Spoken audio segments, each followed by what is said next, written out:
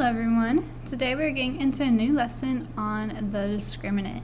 So if you recall, a quadratic function is a function in the form y equals ax squared plus bx plus c, and that's what we're working with for this entire unit. And we can use the discriminant to determine how many real solutions a quadratic formula or a quadratic function has. And this formula is b squared minus 4ac.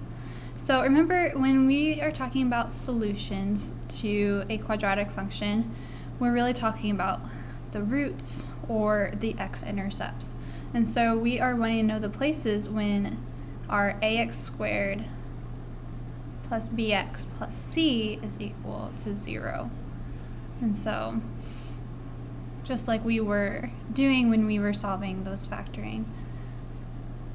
And so b squared minus 4ac, looking at that, it gives us how many solutions or how many real solutions are in our quadratic function. And so first, if b squared minus 4c is greater than 0, or in other words positive, then our function is going to have two real solutions.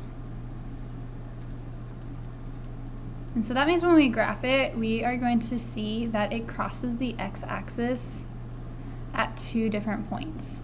Because remember, our solutions are really just our roots, or in other words, our x-intercepts, because we're wanting to know when y is equal to 0, and so that happens on the x-axis. If b squared minus 4c equals 0, then we will just have one real solution. And so, for example, your graph might look like this, where the parabola only touches the x-axis at one point. And then if b squared minus 4c is less than 0, then there are no real solutions.